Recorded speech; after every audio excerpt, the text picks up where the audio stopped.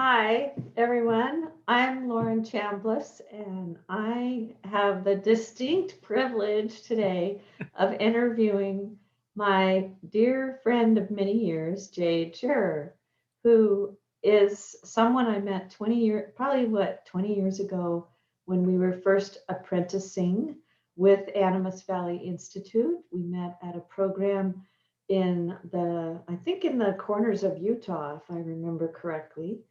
And our paths have intertwined ever since, usually not in the same state or even within thousands of miles of each other, but nevertheless, we've persevered. And our friendship has remained solid and um, dynamic all this time. And Jade recently embarked on a process of interviewing people about what it means to have or live a soul directed life. And she interviewed me among other people and has a great series of interviews on this topic. But today I get to interview her. So we're flipping the tables. And I doubt I'll do nearly as good a job, but I'm really excited to give it a try. And I'm going to start by reading Jade's bio. Um, so here we go. Jade is a desert dwelling feminine creature of mystery on her path of soul, circumventing the endless cycles of life and death. Circumnavigating, I was going not to say no. circumventing. I ain't I read that and circumventing went, nothing. that sounds like the opposite of a soul-directed life. Circumnavigating the endless cycles of life and death. She is a retriever of the feminine way, an echo of the earth, an elder becoming, and currently finds her 20+ year apprenticeship to death in an acute phase in these dark times. Jade has committed her life to showing up to support others as they navigate the small and large transitions of their lives. For more than 20 years, she's guided thousands of people in transformational processes and ceremonies, dream work, vision quests, body-centered aging inquiries, and other soul-oriented programs. She's passionate about mentoring people as they listen for what is next in their lives and how they might bring their integrity and authentic genius alive and accessible to the world. Jade feels that maturing requires walking on the path of radical self inquiry, deep listening, and a willingness to act in partnership with all beings. In the last decade, she has turned her focus to the lost art of becoming elders. And in 2019, a dream delivered her to the threshold of a cancer diagnosis. This ongoing journey is sharpening the edge of her apprenticeship to death. Well, that is such an amazing bio, Jade, because I know you in pretty much all of those aspects. And every sentence I read, I was going, yep, yep. And I'm particularly struck by this point about that maturing in a self and soul directed way requires walking on the path of radical self inquiry, deep listening, and a willingness to act in partnership with all beings. And as you couple that with this talk about in a 20-year apprenticeship to death and your current cancer diagnosis, how does that path, how does the path and where you find yourself now sit with you? What's the kind of overall feeling of it or the sense of it? Oh, what a great question. It's a braided experience is what I would say. It's like I've never been so challenged to continue to see the unfolding of this journey as a part of a much bigger story that is beautiful and has meaning and brings texture and acceptance to my life, but also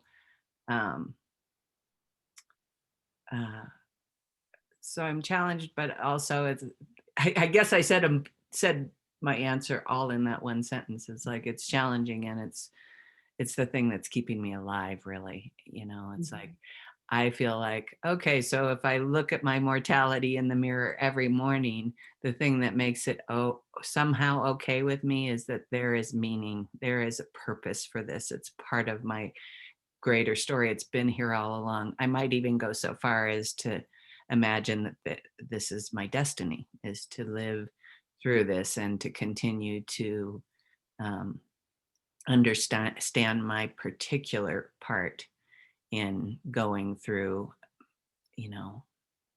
a cancer journey at this time on the planet that is, we might say, it's a time of collapse, culturally and environmentally and socially. So both things. It's like, oh my gosh, what a huge, amazing task that I have at hand. And I'm so grateful for it because it's feeding me in some ways. So. For those that don't know, would you mind kind of briefly describing where you are in your journey with cancer? Because it feels important to this conversation as we talk about how you're approaching it in a really radically different way than most people do. Yeah. Well, where I am is, let's see, 15 months out from the diagnosis, and the diagnosis was not clear until I had surgery in November of 2019. And at that time, thanks to the dream world, to mystery, I was just stage 1B, it's considered, ovarian cancer, which is kind of unheard of. Most times they don't actually find ovarian cancer till late stages. So I'm stage 1B, and I chose, yes, I had surgery and both ovaries had tumors and were removed, but I just could not find it in me to want to do chemo, which of course is what most of the world suggests is, chemo, radiation, surgery, cut it, burn it, and chemicalize it. And a lot because of my soul path and my great love for the earth, I could not bring myself to do chemo. So I have taken a very holistic path, an integrative path, and almost everything I do is herbal and natural. And at this stage, all my numbers were going down, down, down. There was no evidence of disease during the summer. And right now the numbers are kind of wobbling. And so I'm doing a few more things in my protocol than I had been, but I'm still feeling great. And I'm feeling very hopeful that I have many more years to live. But I also recognize that my life has changed radically, and it's maybe called living with cancer for the rest of my life. So does that answer your question? It absolutely does. And I really appreciate just hearing where you are kind of along the path of the journey. And I also would like to explore more about what you think of as this apprenticeship to death, which I know encompasses this larger personal story with the world story. And if you could say a little bit about the genesis of the connection between those two things for you. I know, for instance, that you have a very sweet dog who just joined in the background. Hi, Boo. He always likes to come on camera. He's very photogenic. But I know, for instance, you have an earth tattoo on your back. And I know personally of your strong relationship to the earth. And as you just mentioned, part of what you're experiencing somehow feels like a destiny given your relationship to the earth. And I'd like you to talk a little bit more about that piece. And then I think we'll go back to your very earliest memories and whether or not you saw glimpses of this or whether there were signposts along the way that have brought you to the place where you are now in this deep relationship with both death and all its mystery and the earth itself. Yeah. Well, as you can imagine, I've been thinking a lot about my apprenticeship to death and my soul path, especially in the last year plus. And um, the story seems to be sort of enlarging itself in my mind. And because I used to think of, I had a very clear knowing in my mind before of the beginning, as you put it, the genesis of the apprenticeship to death, which actually happened when I was apprenticing to become a Vision Quest guide. At least in my mind, that's when it started. But now what I realize as I sink into it further, it goes much further back. And let's see, there's so much depth and complexity to it. I'm trying to find the pertinent pieces that I can say in a succinct way here.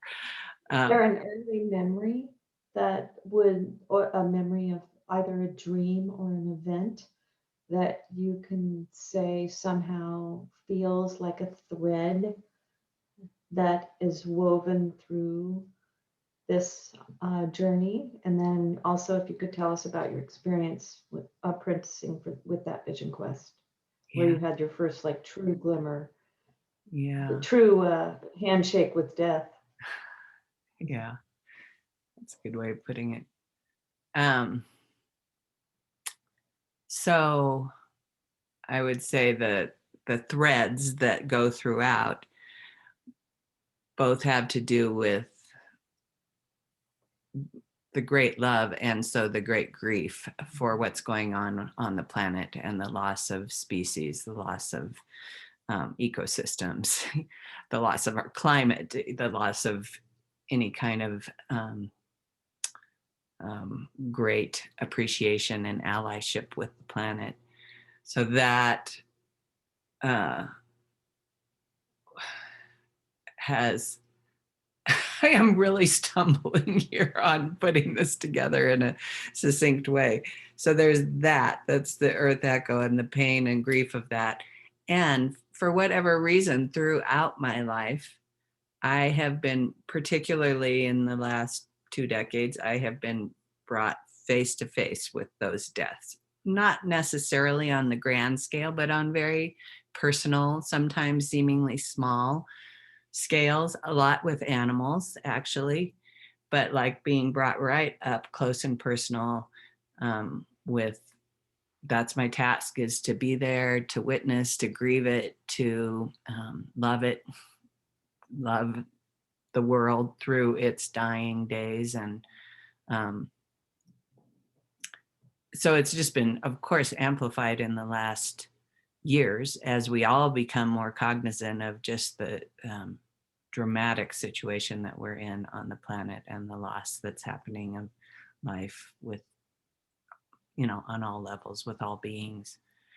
So there is this ongoing thread of meeting death, and how do I choose to be with it in a very unique or individual way, and then meeting death in the collective of like seeing it. And I'd say one of the things that came really, what became clear for me, it was when I lived on a ranch in Washington, a horse ranch, and there was a horse that had to be put down. And I knew at that time that my task was actually that I had to look into that horse's eyes as it was being put down by the vet.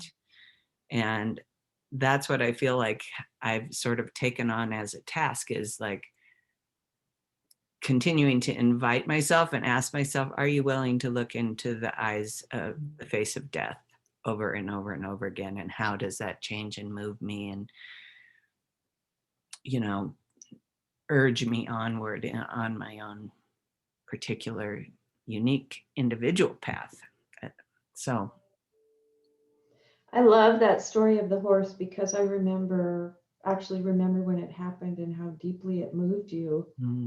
And you also have had your own really intense encounters, as what I called a handshake with death that happened early on in your apprenticeship, as you said. And I'd like you to talk about that story because I remember when you told it to me so many years ago, the first time I heard it, I was just struck by the simplicity with which, like when you told me, I was horrified and scared and like it was so dramatic, but for you, it was just, well, I'll let you tell the story, but you just handled it like, oh, this is just what I have to do, get out of this canyon. No problem.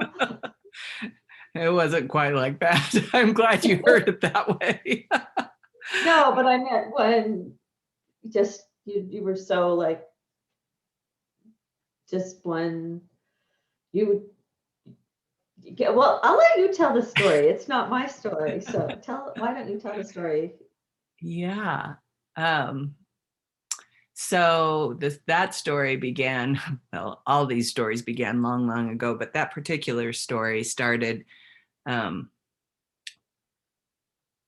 a month prior to preparing to go out as an apprentice with Bill Plotkin and Animas Valley Institute as an apprenticing student to becoming a guide. I had done a vision quest with Animas Valley as simply as a participant to have the experience of what is this and how does it feel and what happens for me. And as a part of that vision quest a month or so before, I had done what you and I know as a death lodge, which is a ceremony that we often recommend that people do during vision quests, which is really, it's a willingness to open ourselves up to the metaphoric death that needs to happen inside of ourselves in some circumstances when we are ready to let go of a way of being or a life that we have lived in order to live towards something more particular to our soul. And in that ceremony, the way that I participated in it, it was me in the natural world, and I had found a place that felt like my deathbed, and I opened myself up to any conversations that needed to happen through my imagination for the most part, but out loud, with any place in my life where there had been unfinished business or things unsaid or gratitude that needed to be given or apologies, anything like that. That's the way that ceremony goes. And I took that ceremony really seriously when I participated in my vision quest. And I not only did it in the canyon, but I also actually wrote some letters to people before I left home. Like I really wanted to approach it like, what if I don't come back from this vision quest? What if I lose my life? What really needs to be said? And so I took it very seriously and really appreciated the ceremony, and of course came back from that vision quest, and then a month later went out as this apprentice in this apprenticeship position. And I remember we were with a group of like 12, mostly they were teachers. We were near Durango, Colorado, near Pagosa Springs, actually, and in an unusual place where we didn't normally take groups. There was a lot that was sort of unusual about that quest. And one was that we only hiked about a mile in. And again, we didn't have like the perfect base camp picked out. And so there were, when I look back, I was like, oh, that's really interesting. So I remembered when we first started backpacking and I felt this little twinge in my back and I didn't think much of it. And then when we arrived at the base camp where we were going to set up the kitchen for the group, a tree fell in the woods. And we also had a flash flood. Like a lot of things happened during that. But for this part of the story, so the group went out on solo that night. Left in base camp was myself and another apprentice, Bill Plotkin, and his co-guide, and who was not a guide that usually guided. He was brought in for this particular quest for some reason. So that night I woke up in the middle of the night with very unusual sensations in my body and pain. And I went and woke up Bill in the middle of the night, and he woke up this other co-guide who happened to be a retired urologist from the hospital in Durango. And he pretty much immediately said, I think you have kidney stones. And I had never had anything go on with my body.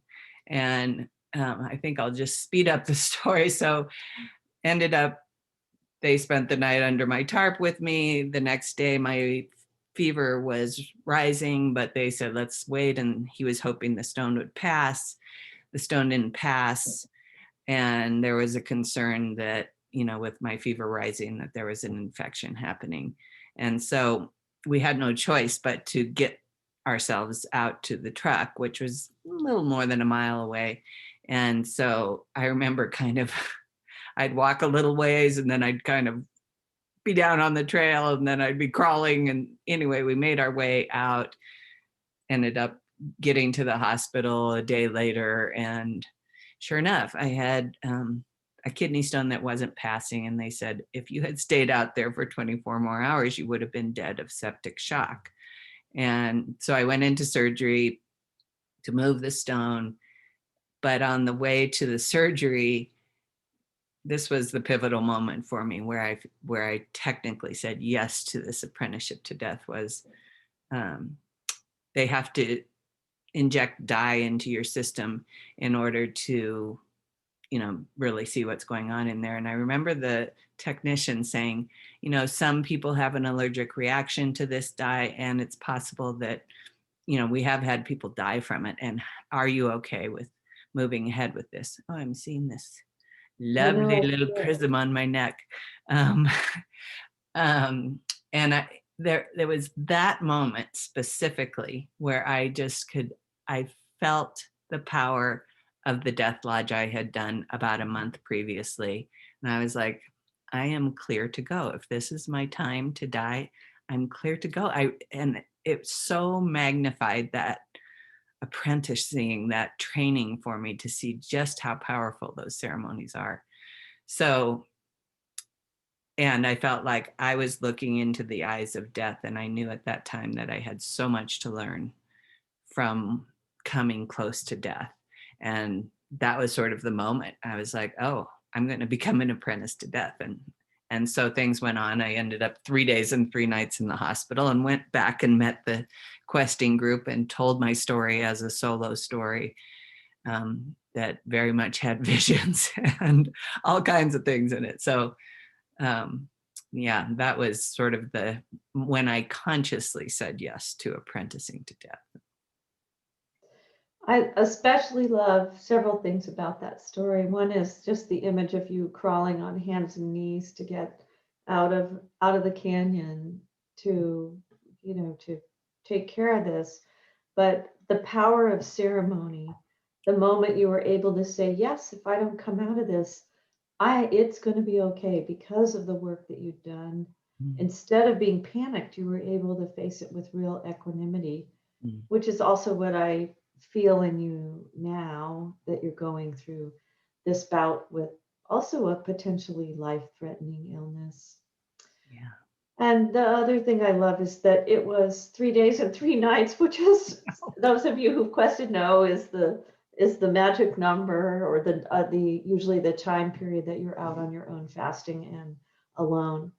So in some ways, even though there were doctors and nurses and other people around you, you were beginning your relationship one-on-one, you alone with death.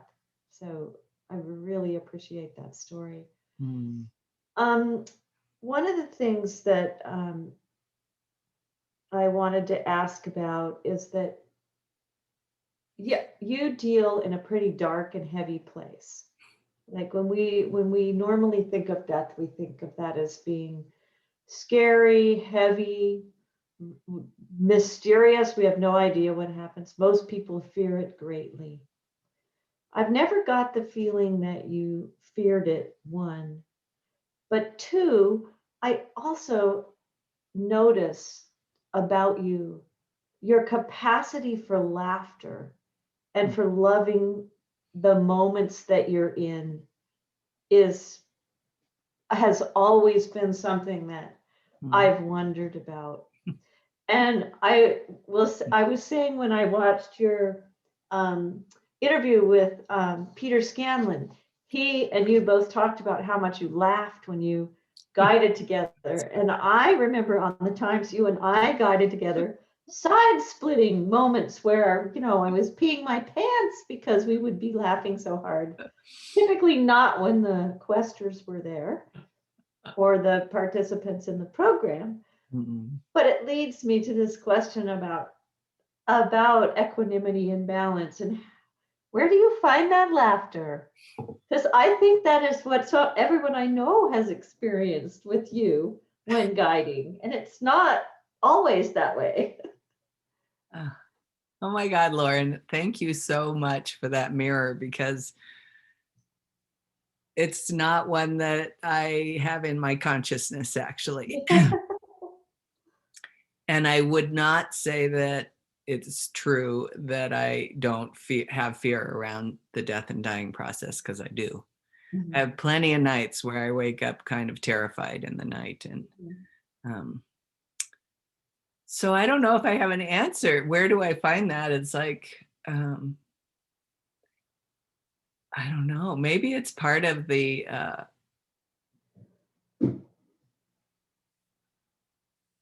I'm not sure how to answer that, actually. What I do know is that I think that sometimes, many times, soul has an amazing sense of humor. It's like, there is a lot of hilarity to, when we really look at ourselves. That takes me back to the bio of radical self-inquiry. It's like, if I can have a sense of humor about the antics of being human, and it's like, there's a very sad part sometimes of our heart breaks and so on, but if you can also look with a kind of perspective, it's like, oh my gosh. And then what soul does to sort of get our attention sometimes, it's like, no one could make that up. I mean, I've felt that so many times about things on my journey, like recently when my dog had basically the same surgery I did, and I was concerned he had cancer. It's like, who can make that up? It's like, you got to just have some perspective and laugh, I guess. And I've had very, very funny co-guides, so I can't even take responsibility for it. It's like, oh my I gosh. think it's more about you finding the fun in your co-guides than them being particularly funny. Yeah. Well, if we didn't have that, these times are pretty hard to take. So sometimes I said to my sisters recently, it's like, gosh, we just have to bring some comedy into the circumstances of our life, because otherwise it would be very dreary. So that's exactly what I've experienced about you, is that you bring a comedy, but not a frivolous or what do you call it, like uh, passing it away comedy, but a much deeper respect and laughter and joy at the craziness that the world can offer us. Sometimes at just the wrong or the right moment, depending on how you look at it.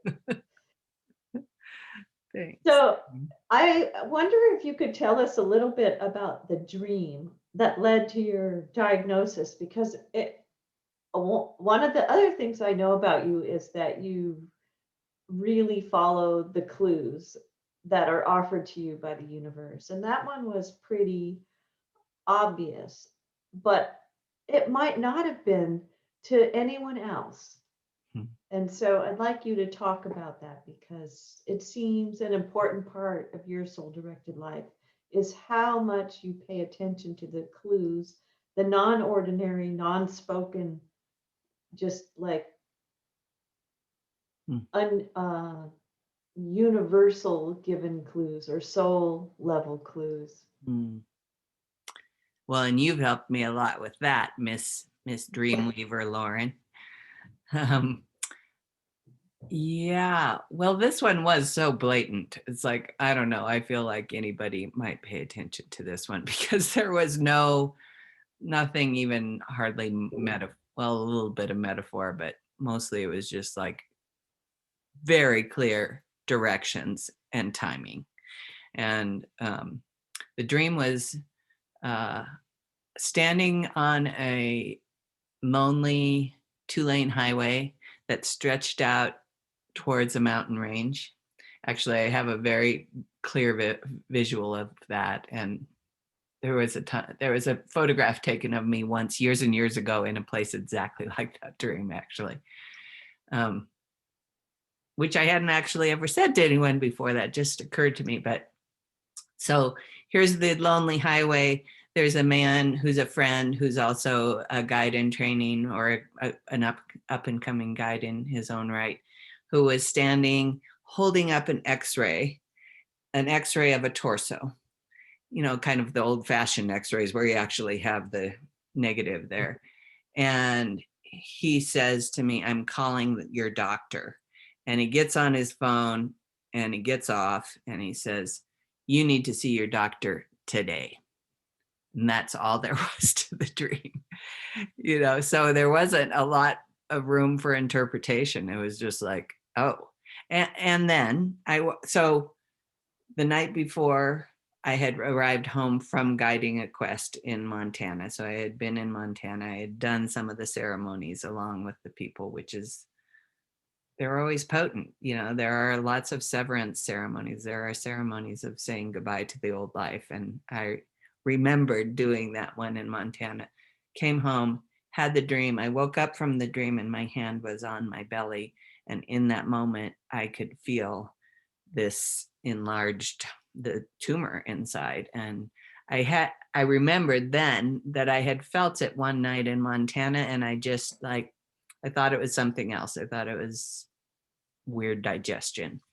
But this time I was like, oh, okay. So I just followed instructions and called the doctor, and the rest became history, So nothing too mysterious about that, although one could get curious about the empty highway, the empty highway, which is sometimes how I feel in this cancer journey. I feel very alone in it sometimes. And, it's going off into who knows what, some mountain range beyond.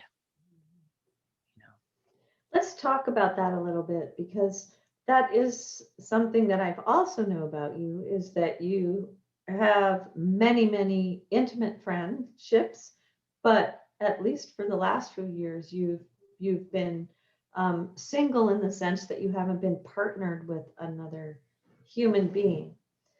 And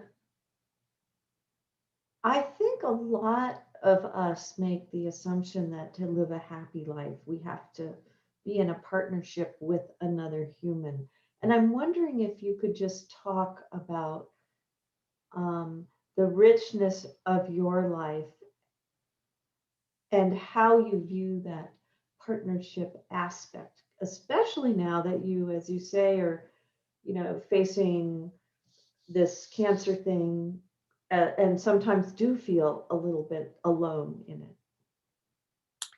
Oh, you like to just go for the jugular, don't you, Lauren?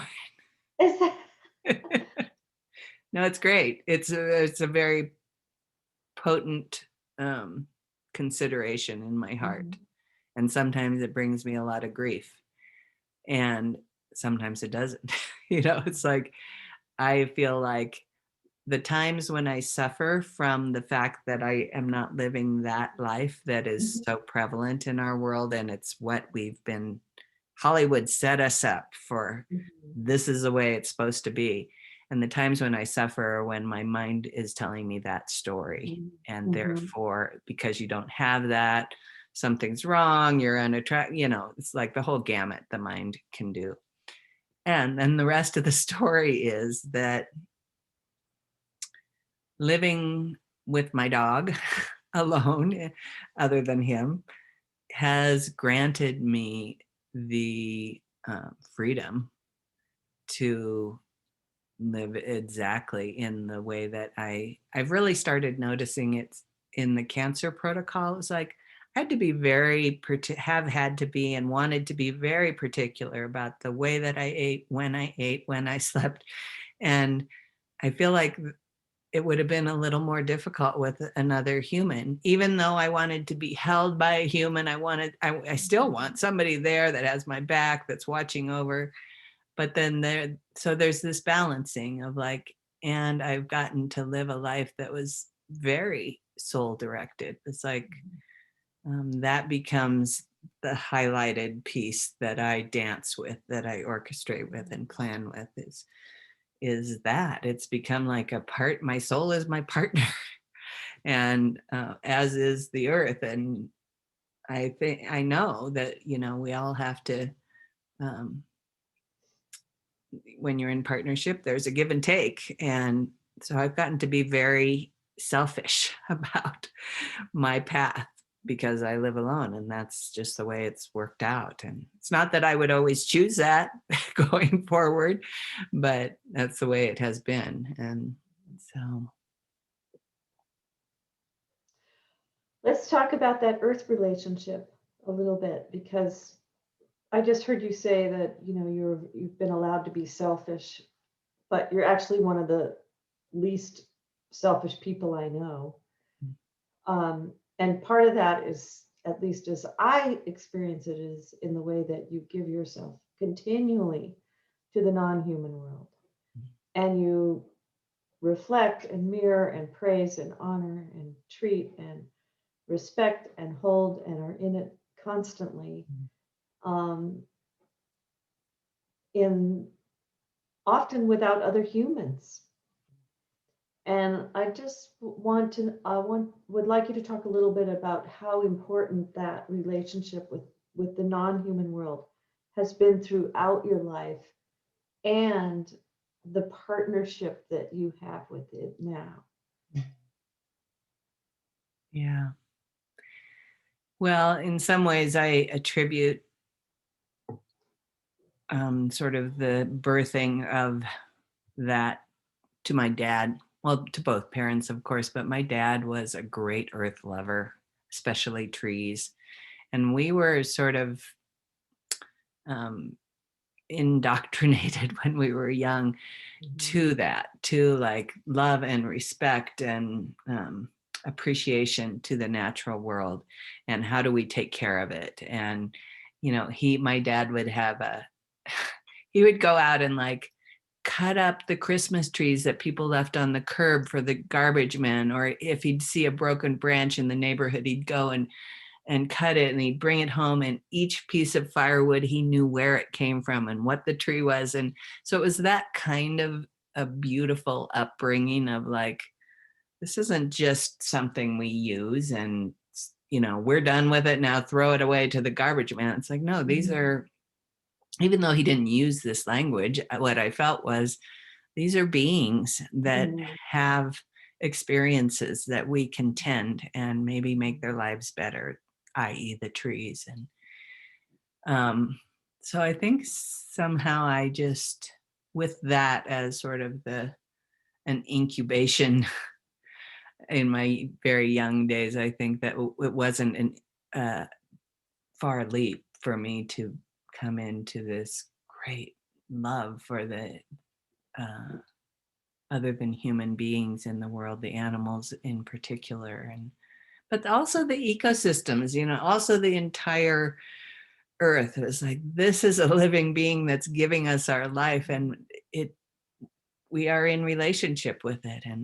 And just like, I would just hurt when I would see the way people would treat things. And we've all heard a quadrillion stories about the heartbreak of not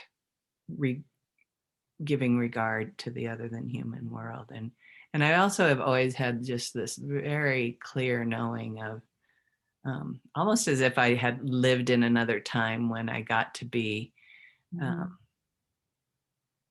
in a deeper relationship with the wild ones. Like, it's almost like I remember it, even though I haven't so much done that in this lifetime. It's just like, oh, there's so much intelligence there. There's so much that we can give and receive by being in those relationships. And it's a wealth.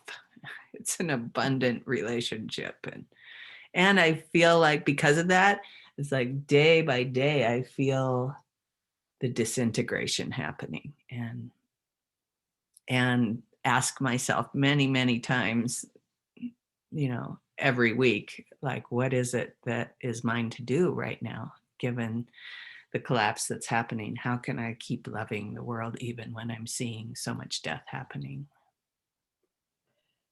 I, I'd like you to go further with an example and answer that question, because I'm thinking of a story that happened not long ago, with you and a coyote that you came across on a trail that was dead in your path. And I'm wondering if you can just tell our listeners, what did you do? Because I think a lot of times when we talk about our relationship with the earth and how special it is, or how different it is, or how creative or involved it is, it's like, well, what does that mean? And I think this might be a specific example of your specific and creative, beautiful, and constantly questioning way of engaging, as you say, with this, Mhm. with the earth, and really the disintegration of some parts of it, Mm. if not all of it. Thanks, Lauren. I love how you track my story better than me sometimes, honey.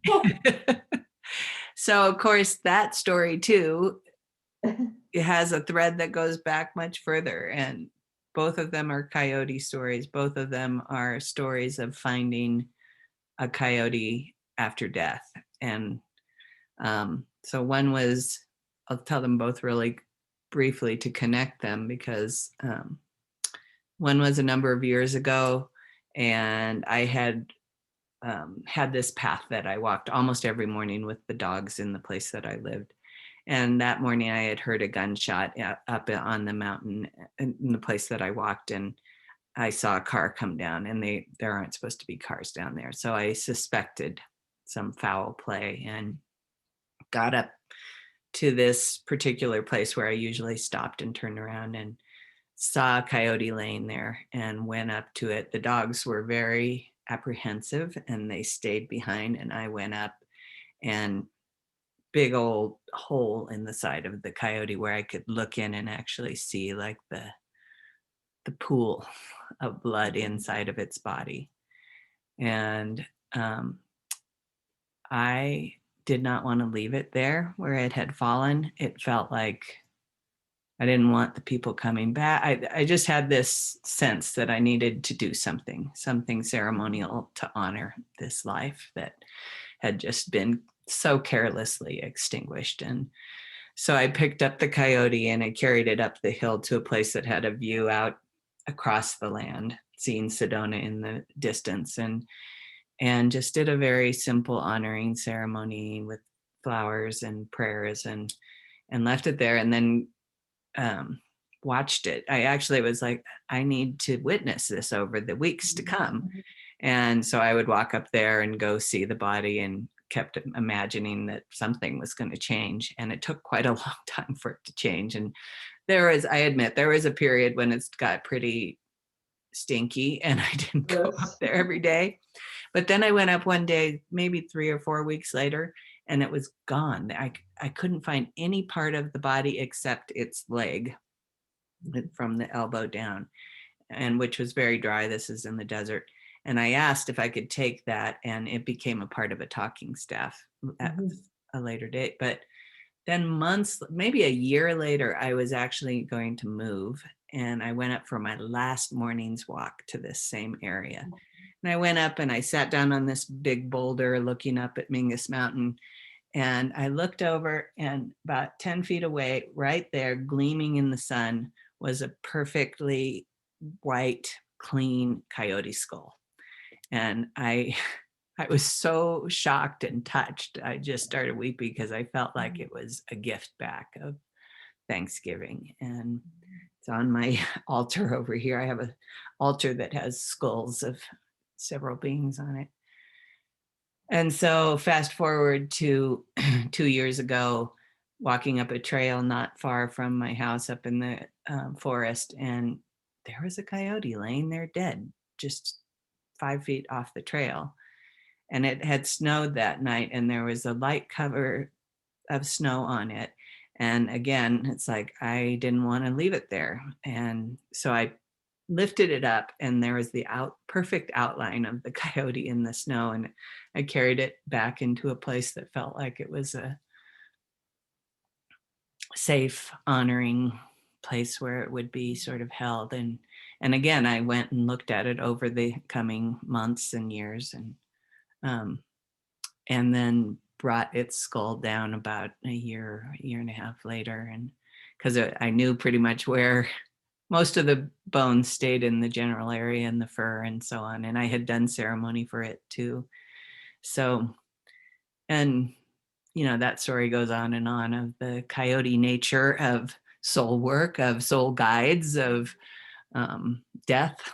And so it had very beautiful, deep meaning for me. And it was definitely a give and take, a reciprocal kind of love, I guess. Did you say a love? A reciprocal kind of love is what I said. And I guess that's a little projection there, but a respect, maybe. I feel like there's a respect. Finding the skull in the other story felt like there was some reciprocity. Maybe I don't need to put an adjective on it, but there was a reciprocity that happened. Yeah. So what I notice about both those stories and also several others that you have told today is that in every single one, there's an element of some sort of ceremony. That the importance of ceremony, severance ceremony, the death lodge, the ceremony of honoring the coyotes by moving them both to a place where you felt like they would be honored in their death instead of just discarded or whatever it was that happened to the second one. You were never even sure about that. But the beauty and the importance of ceremony in your life. I'm wondering if was this something that you thought that you had any awareness of as a young girl? Or is this something, were these practices that you learned that the process of ceremonializing things is now second nature to you, to use a phrase maybe in a way that it actually might make sense? It really is second nature to you. It really is. And it grew when I was trained to be a guide, and I understood it in a much more conscious and a way that brought depth and texture to it. But to your question, when you asked the question, is like, did I do that as a kid? I've been thinking lately of times when I met death as a child, and there's a couple circumstances where I don't think I did anything. I think it just freaked me out. But I do remember when we had a cat that got hit by a car. This was when I was, I don't know, maybe 7 or something. And I went with my dad up with the little wagon up the street to where we knew its body was and brought it back. And then I got a piece of concrete and I used nail polish to make a little tombstone for it. And so I guess in some ways that was my version of ceremony at that time. So we buried it and we had a little stone over it. And, I went with that. And so it wasn't just like a turning away. It was there's this theme and thread throughout my life of being willing to turn towards it, because I think it's an echo of the earth. It's like the life and death that earth is always showing us is such a natural and essential part. And yet we live in a culture that wants to pretend like that's not happening, to glamorize, to, what they do in the death industry, which I'm a part of now. I mean, I'm in the alternative death industry, but what's going on and has been going on in the sort of, and I'm calling it an industry with intention, because it's just, it's really about pretending that death doesn't happen and that it's not important, it's not natural, it's not essential, and that it's not beautiful, and it actually can be, I think. And so I'm seeing that there has been a willingness, and I think there is for so many children given the opportunity. I remember bringing a roadkill deer home when I lived on the ranch, and I had someone that was going to skin it. And there was this little 5-year-old boy there that could not have been more interested. I'm sure you've seen that. It's like, just like that in a beautiful innocence of who we are as creatures of a planet that lives on death, basically. And it's like, it's not something to be frightened of and to turn away from and think is horrible. And yet that's what we keep creating in our culture, rather than opening the doors for people to go, oh, that's beautiful, that needed to happen, and that's feeding the future life, and all those other ways that are possible when we say yes to death and its natural way in the world.